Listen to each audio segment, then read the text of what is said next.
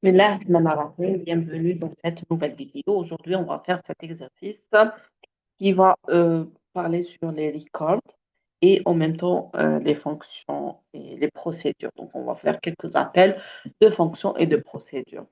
Dans le contexte de cet exercice, on parle de nombres complexes, donc complex numbers, qui est défini par une partie réelle, real part, et une partie imaginaire, imaginary part.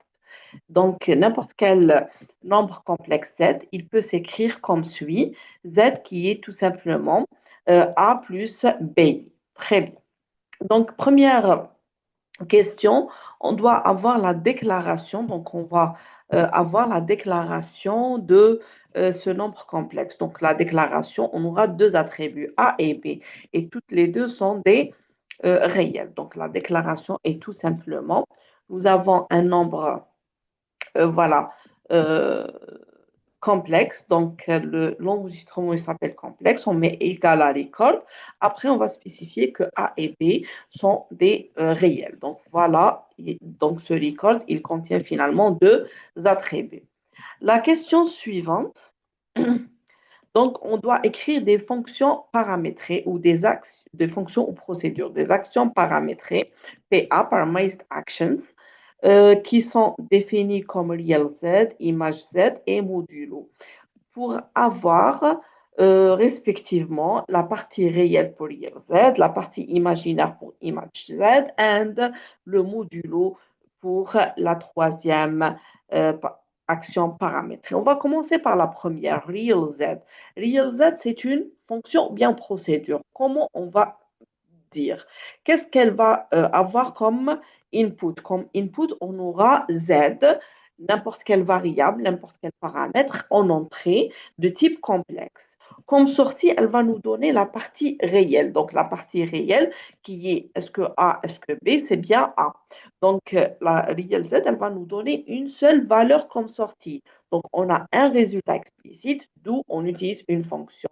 Et c'est le même principe, pardon, pour image Z. Donc, ce sera deux fonctions real Z et image Z.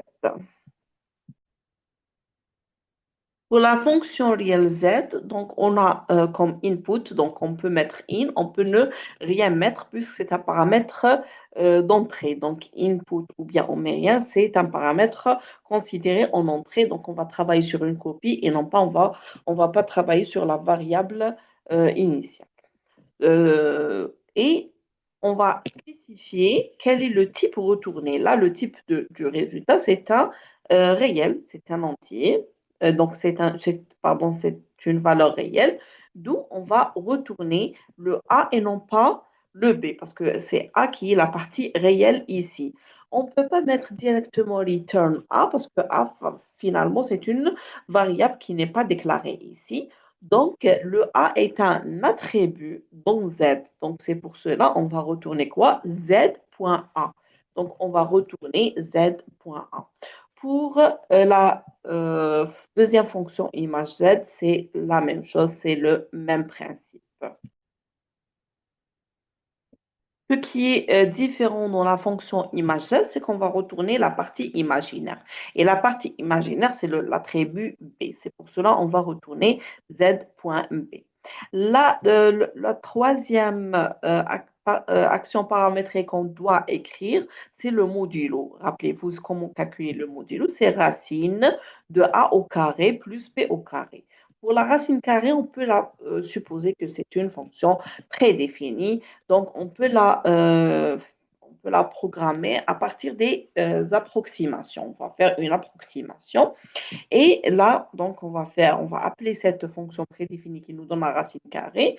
On va faire A au carré qui est tout simplement A fois A, B au carré qui est tout simplement B fois B. De ce fait, voilà la fonction au final, fonction modulo. Donc, comme paramètre d'entrée, c'est toujours un nombre complexe. Elle nous donne un réel. Et quel est le réel? Ce qu'on va retourner dans cette fonction, c'est la racine, donc SQR. On va supposer que cette fonction est prédéfinie de A au carré, qui est Z.A fois Z.A plus Z.B fois Z point B. La question d'après, c'est écrire des actions paramétrées qui permettent la somme dans Z, la différence dans Z et le produit dans Z. Nous avons donc somme dans Z. Si on a Z1 qui est égal à A1 plus B1 I, Z2 qui est A2 plus B2 I. La somme dans Z, on va sommer la partie réelle. Donc la somme, ça va être A1 plus A2. Et la somme, donc on somme la partie réelle ensemble et la partie imaginaire. Donc le résultat, ça va être B1 plus B2 comme partie imaginaire. La différence, au lieu d'avoir le plus, on aura le moins.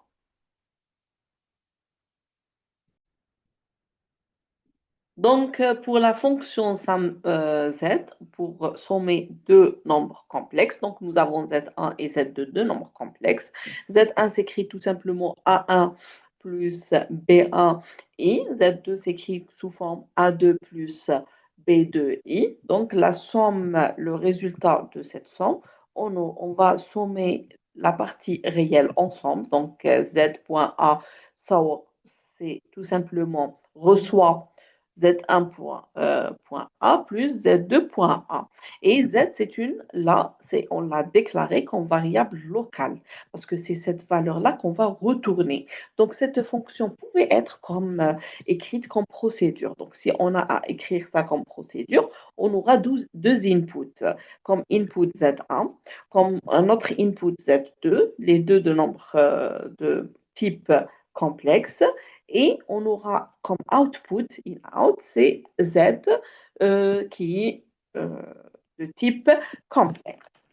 Maintenant, on peut retourner un type dans une fonction, on peut retourner à l'école. Donc, le type de cette fonction, c'est bien complexe. Et pour cela, on est obligé de définir la fonction, dans cette fonction, une variable locale qui va être le résultat finalement. Donc, Z.A reçoit Z1.A plus Z2.A et Z.B reçoit Z1.B plus Z2.B. Une fois qu'on a fait la somme, donc on a sommé la partie réelle ensemble, la partie imaginaire ensemble, il nous reste à retourner la valeur, le résultat qui est bien tout le nombre complexe Z. La différence, c'est le même principe. Donc, différence, au lieu d'avoir un plus, on aura un moins. Donc là, on peut mettre une procédure. Donc, on aura Z1 et Z2 qui sont définis comme input et Z, elle est définie comme sortie. Donc, comme sortie, je préfère mettre in-out parce que le mode de passage de ce paramètre, c'est par adresse et le mode de passage de ces deux paramètres Z1 et Z2, c'est par valeur. Donc, dans ce cas-là, on va travailler Z1 et Z2, ça sera des copies des variables qui vont être effectives utilisées lors de l'appel. Par contre, dans Z, on va travailler sur la variable elle-même utilisée lors de l'appel.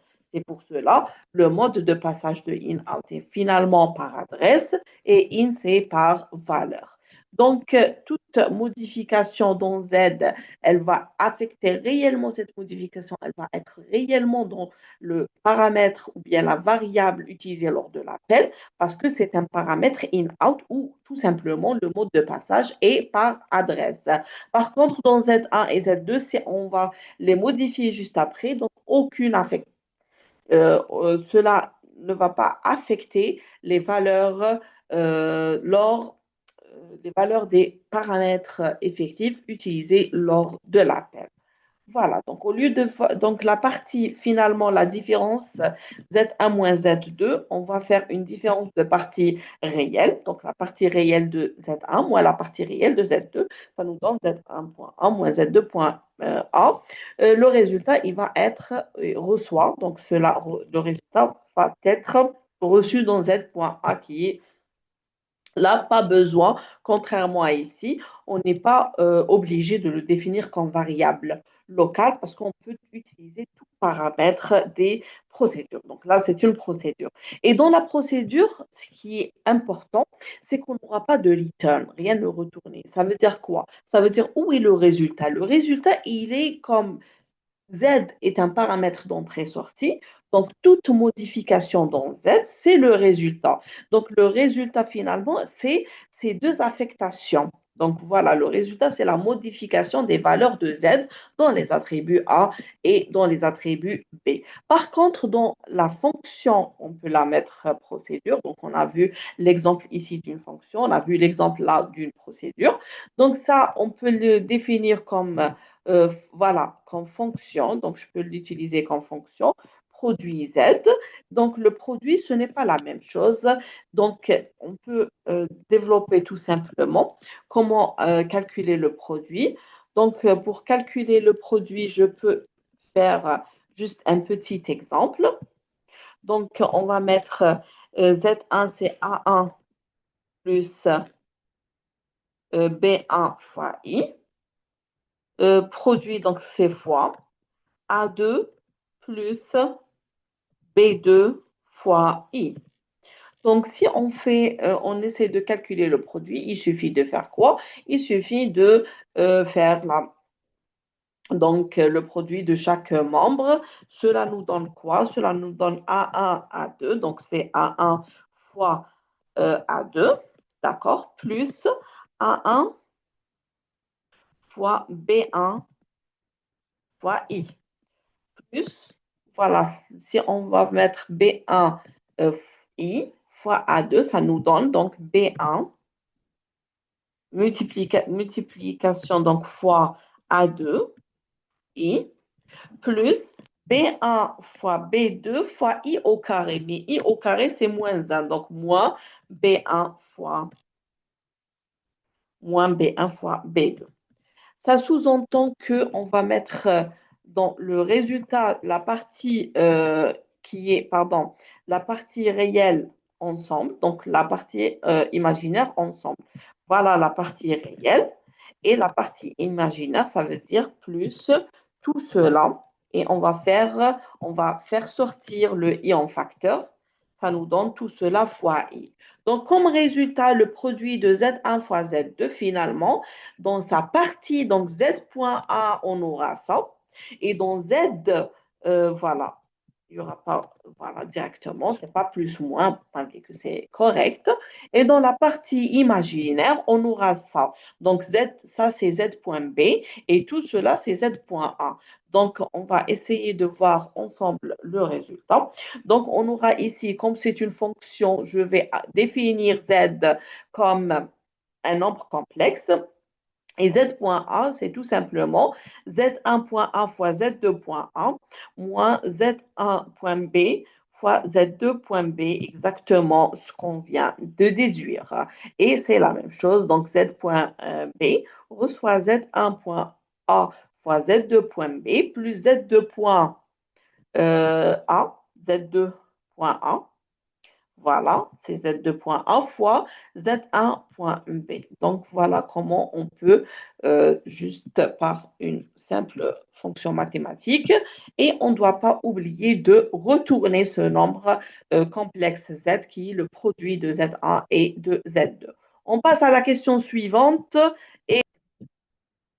Pour la question suivante, on va calculer le conjugué de Z. Le conjugué de Z, si Z est défini comme A plus B, son conjugué, c'est A moins BI. Donc, on peut faire une fonction. Il suffit juste de changer le Z point B en moins Z point B. Voilà ce que nous donne la fonction du conjugué. Donc, Z point B reçoit moins Z point B et on va retourner ce Z. Voilà le conjugué.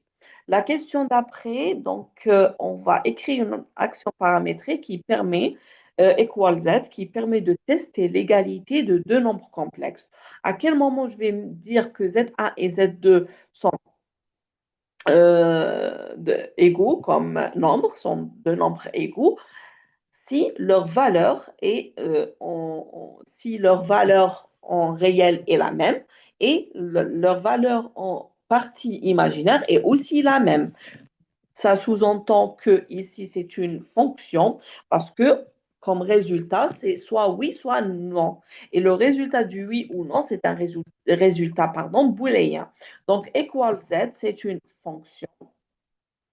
Donc, equal z, c'est une fonction qui, voilà, on va l'écrire. Donc,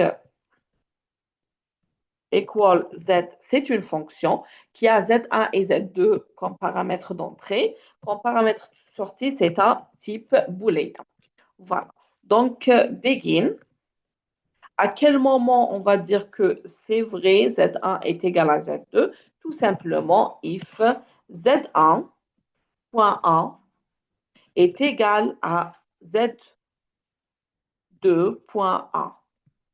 Et en même temps, and Z2.b est égal à, voilà, on peut commencer par Z1, c'est la même chose, hein, est égal à Z2.b. Ça veut dire qu'ils ont la même partie réelle, la même partie imaginaire. Si cela est juste, je vais juste retourner return true. Ça veut dire qu'ils sont effectivement, les deux valeurs sont, les deux nombres complexes sont identiques, elles sont les mêmes.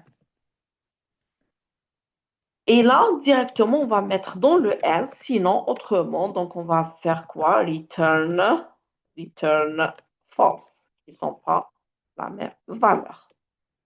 Voilà, les parenthèses ne sont pas vraiment obligatoires dans le pseudo-algorithmique. On n'oublie pas de fermer le end if, fermer le if statement. Après, on va juste fermer la fonction par end. Et on passe à la question suivante qui est write z. Write z, c'est une action paramétrée. Elle permet de faire un affichage. Elle affiche un nombre complexe. Et un nombre complexe, il est défini par deux informations, A et B. Donc, write Z, elle permet finalement de faire quoi? De write, c'est ce qu'on a l'habitude de voir on the screen, write A et write B. Donc, c'est une procédure. Pourquoi est-ce que c'est une procédure et ce n'est pas une fonction? Parce qu'on n'a rien à calculer. Aucun, c'est juste un traitement à faire. Procédure, write dans Z. Donc, qu'est-ce qu'on va afficher? Z est de type complexe. Voilà. Et on n'a pas une procédure, ne retourne rien du tout. Voilà. Juste après le begin, on va commencer ce traitement qui est write. Ce write, c'est write on the screen, la procédure qu'on connaît déjà. Write Z point Z plutôt point A.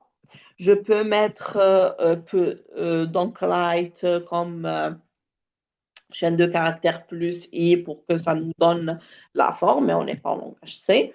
Donc, et z.b, je ne suis pas vraiment obligée. Donc, comme ça, on répond très bien à la question de cet exercice. Juste après, on aura la question, ça veut dire que toutes ces fonctions, toutes ces procédures qu'on a écrites jusqu'à maintenant, on va probablement les utiliser dans ce qui nous demande ici. Je suppose que c'est l'algorithme principal. Donc, TC Array, c'est un tableau de n complex number. Donc, c'est un tableau de type complexe avec n est inférieur ou égal à 100. Using the previous parameter actions, write an algorithm which displays element with the smallest modulus. C'est-à-dire qu'on veut afficher l'élément qui a, donc l'élément qui a le modulo le plus petit.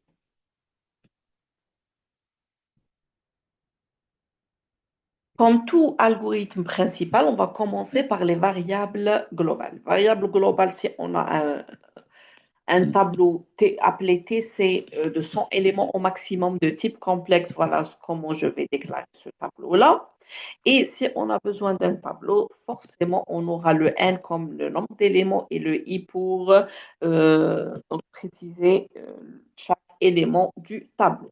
On va commencer par read n, donc on va lire n et le n doit être supérieur à 0 et inférieur ou égal à 100. Donc c'est pour cela on va utiliser l'instruction repeat, read n until n supérieur à 0 et inférieur ou égal à 100. Juste après, on va lire chaque élément. Comment accéder à chaque élément? L'élément du tableau, c'est TC2I. Et TC2I, puisque il est de type complexe, donc il contient deux attributs, TC2I.A, TC2I.B. Voilà, donc on va utiliser une boucle for pour lire TC de I.A et TC de I.B. Ici, on n'a pas besoin de 8 parce qu'il n'y a pas beaucoup de choses à écrire. Juste comme ça, on a rempli le tableau. Donc, on a écrit le programme. On n'oublie pas ce begin-là. Je rappelle, c'est le begin de l'algorithme principal. La question après, c'est-à-dire l'élément qui a le modulo, smallest modulus, qui a le modulo le plus petit. Donc là, on va essayer de définir une autre variable. On peut l'appeler modulo, on peut l'appeler comme on veut. Donc, ça va être de type réel, parce que le modulo en lui-même, c'est une valeur réelle. Et juste après, voilà, juste après, donc on va la définir. Donc, le modulo, on va l'initialiser à quoi? Puisqu'on a au minimum un élément, donc il va être initialisé, donc il reçoit le modulo du premier élément du tableau. Donc, TC de I, le modulo du premier élément du tableau qui est TC de 1. Et là, on va utiliser déjà comment calculer le modulo, on l'a déjà vu. C'est une fonction prédéfinie. Cette fonction prédéfinie qui a été déjà écrite là, elle va nous donner le modulo. Voilà. Elle va nous donner le modulo. Donc, voilà, on va juste appeler cette fonction. L'appel est fait. Donc, module reçoit le modulo de voilà, TCI. Juste après, donc, on doit dire, c'est quoi la question? La question, c'est donc, on va afficher l'élément qui contient la valeur la plus petite du modulo. Donc, je peux utiliser indice i pour sauvegarder le modulo. Et en même temps, je peux ne pas sauvegarder l'indice parce que je peux avoir plusieurs, par exemple, 1 plus i et 1 moins i, ils ont le même modulo qui est racine de 2. Donc, et là, on va afficher tous les éléments qui ont le modulo le minimum, comme la valeur minimale de ce module. Donc, on aura besoin d'une boucle for. Donc, for i qui commence de 2 jusqu'à n. Et là, on va mettre if. Donc, si on peut faire,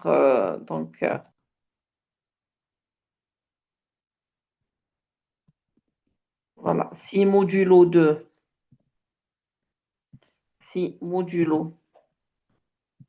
voilà, de quoi? De TC de I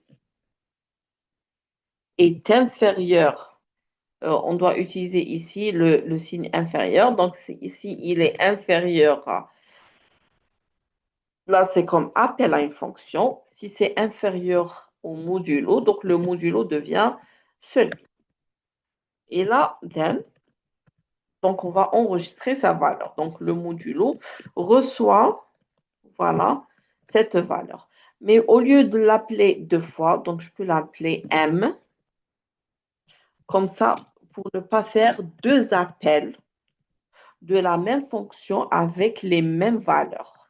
Donc, pour cela, je vais mettre M reçoit modulo de, voilà, TC de I. Pourquoi on a commencé par 2? Parce que le 1, il est déjà sauvegardé dans modulo. Voilà. Donc, maintenant, si la valeur m est inférieure à modulo, donc modulo reçoit cette valeur n. Donc, on va juste fermer le end if. On va fermer le end if et on n'oublie pas de mettre aussi le down. Donc, voilà, on a répondu à la question. Maintenant, comment afficher? Donc, l'affichage, le traitement de l'affichage, ça va être une autre boucle. Donc, on va voir toutes les valeurs. Donc, si on veut afficher uniquement la première occurrence, il doit falloir, pas besoin de rajouter ce traitement, il doit falloir mettre la position du modulo, c'est-à-dire ici, i modulo ou bien i position reçoit le i. Donc, on va afficher juste la position.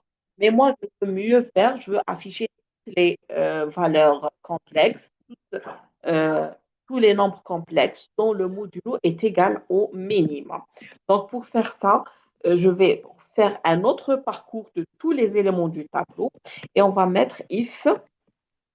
Donc là, on doit appeler if modulo de TC de I. Donc, le but de cet exercice, c'est de faire des appels, de comprendre les fonctions, procédures, appels, avec les records. C'est modulo de TC de I est égal à quoi? Est égal à modulo.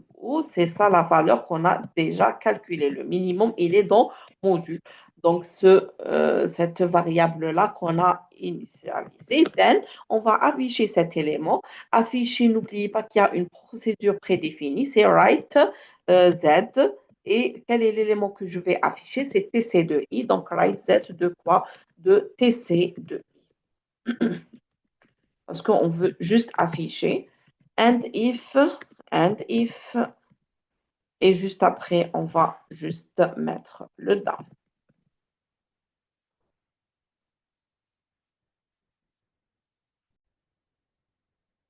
La question d'après, c'est qu'on va calculer la somme ZS et on va calculer le produit ZB des éléments ne sont pas nuls. Et on parle de nombre complexe. Quand est-ce qu'un nombre complexe est zéro et nul? Si la partie réelle est nulle et en même temps la partie imaginaire est nulle. Ça veut dire qu'on va trouver 0, 0. Donc là, ZS et ZP vont être, il faut les déclarer comme deux nombres complexes. La difficulté dans cette question, c'est ce test-là, non zéro. Dans la somme, c'est pas grave parce que même si on va rajouter plus zéro, ça ne va pas affecter. Par contre, le produit, s'il va être affecté parce que vous avez vu tout à l'heure que ce n'est pas la même formule. Donc, première chose à faire, c'est qu'on va rajouter deux variables globales. La première variable, c'est ZS pour la somme. La deuxième variable globale, c'est ZP pour le produit. Et les deux variables qu'on vient de rajouter pour cette question-là sont de type complexe. Voilà, sont de type complexe. Juste après, donc l'initialisation de ZS, c'est l'élément nul dans Z. Mais bien sûr, on ne peut pas mettre ZS au soit 0 parce que ce n'est pas possible. D'accord, ZS, elle contient deux attributs, A et B. Donc, le 0 va être affecté à quel élément? Donc, l'initialisation, elle se fait par point. Donc, ZS point A reçoit 0. Voilà. Et ZS, voilà, point B reçoit aussi 0. Voilà. Juste après, donc, on aura besoin d'une boucle là. Et voilà, dans cette question, ça aurait été intéressant de rajouter une fonction pour dire si le nombre complexe est nul ou bien il n'est pas nul. Mais bon, c'est pas grave, c'est juste, on sait comment faire ce test-là. Donc, on va tester tous les éléments. Donc, s'ils ne sont pas nuls, quand est-ce qu'il est le nombre complexe TC de I, il est nul si le A est égal à 0 et le B est égal à 0. Donc, contexte, on le considère qu'il n'est pas nul. Si TC de I est différent de 0, donc TC de I est différent de 0 et en même temps, voilà, TC ou bien TC de I point B. Donc, finalement, c'est TC de I point A est différent de 0 ou bien TC de I point B est différent de 0. Ça veut dire que TC de I n'est pas nul. Quand est-ce qu'un nombre complexe est nul? C'est TC de I point A est égal à 0 et TC de I point B est égal à 0. Donc, on s'intéresse à la négation. Donc qu'est-ce qu'on va faire? ZS, on va le sommer avec quoi? Avec le premier ZS et l'élément courant. Donc, via quoi? Via une fonction qui est fonction prédéfinie, qu'on a écrit tout à l'heure ensemble, c'est ZS. ZS de deux nombres complexes, ça va nous retourner la somme. Donc, qu'est-ce qu'on va sommer dans cette question? On va faire la somme de ZS la somme de quoi? De ZS, la valeur courante de ZS, avec l'élément courant qui n'est pas nul, c'est le TC de I. Et le résultat, ça va être la nouvelle valeur de ZS pour la prochaine itération. C'est pour cela, qu'est-ce qu'on va dire? Tout simplement, ZS reçoit cet appel. Voilà. Voilà. Donc, comment on va faire pour la somme? Donc, and if après le down. Voilà. Pour le calcul de la somme, c'est plus simple. Donc, je vais calculer donc 0,0 plus le premier élément. Après, ce que je devais trouver plus l'élément suivant non nul, ce que j'ai trouvé plus l'autre élément, etc. C'est pour cela, ce ZS, il va être le même ici. Donc, c'est un appel, on va dire, ça ressemble un petit peu à la récursivité, quoique rien à voir avec récursivité. C'est quelque chose qui se répète pas plus que ça. Maintenant, pour le produit dans Z, le problème dans le produit, c'est que je ne sais pas à quelle valeur je vais initialiser ZP. Parce que ZP, ce n'est pas 0,0. Le produit va nous donner une autre valeur. On peut à la limite, voilà, faire la même chose et initialiser le ZP à l'élément neutre du produit. Donc, l'élément neutre, on peut le retrouver, on peut le calculer. Mais si on ne connaît pas comment faire ça, on peut commencer par faire quoi? Tout simplement par initialiser, d'accord, par faire une boucle qui va initialiser ZP au premier élément qui n'est pas nul, tout simplement. Donc, je vais pour cela utiliser la boucle while de préférence. Donc, là, le if commence par le 1 et on va arrêter au premier élément qui n'est pas nul. Donc, tant que le i, il est toujours inférieur ou égal, voilà, le i est inférieur ou égal à n, toujours être sûr qu'on ne va pas sortir du nombre d'éléments du tableau. And, donc, tant que i est inférieur ou égal à n, et tc de i point A est égal à 0, et en même temps, TC de I point B est égal à 0. Donc, tant que je trouve l'élément, il est nul, ce que je vais faire, c'est do I plus plus. Il reçoit, il va recevoir, voilà, I plus 1. Le but de cette boucle, je vais sauter tous les éléments qui sont nuls. Donc, au final, soit je trouve tous les éléments nuls et je n'ai rien à faire, et donc, comment on va mettre ça? C'est if i inférieur ou égal à n.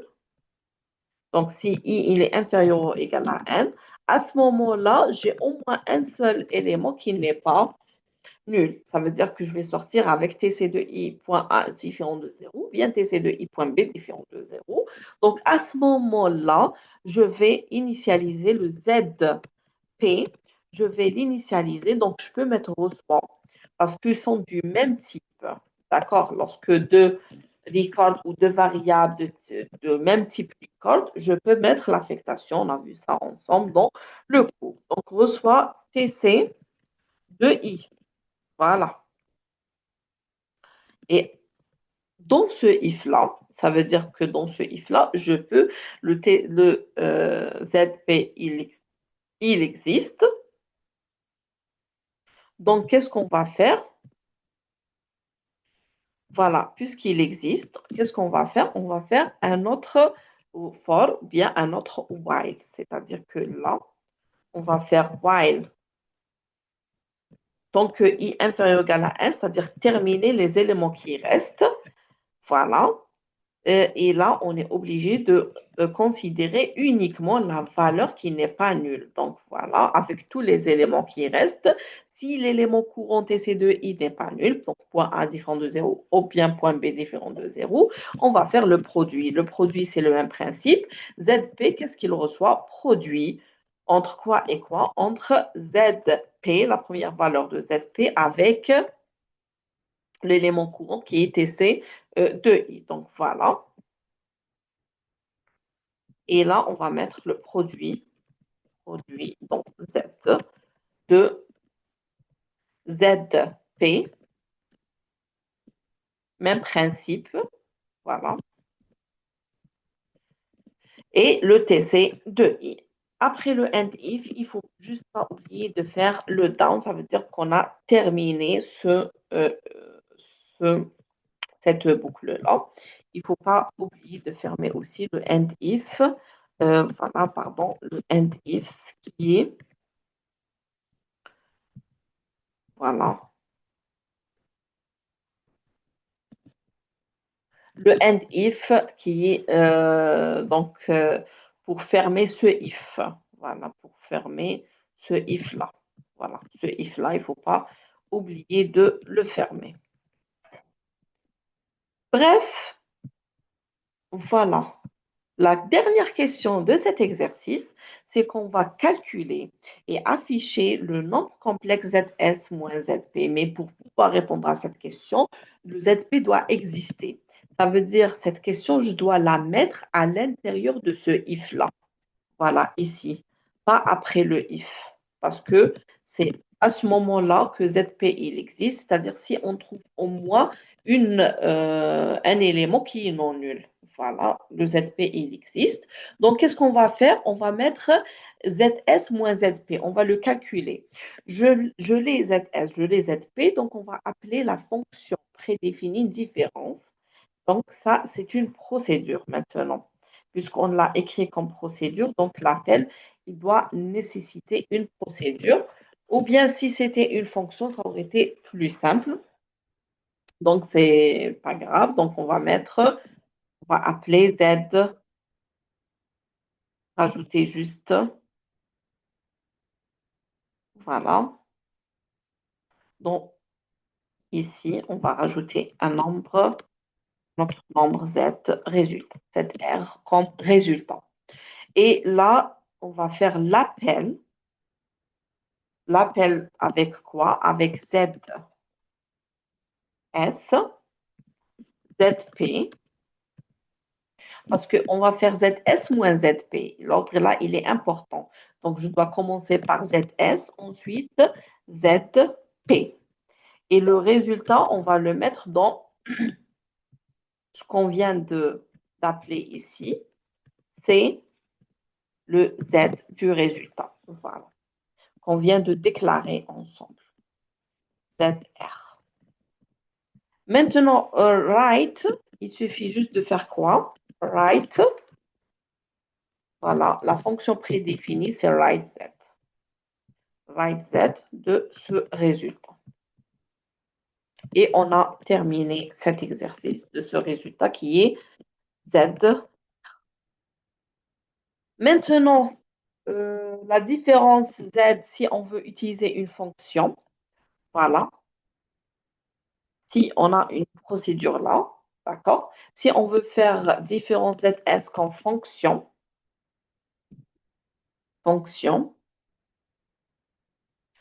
là, ça veut dire qu'on aura tout simplement Z, ça va être ça.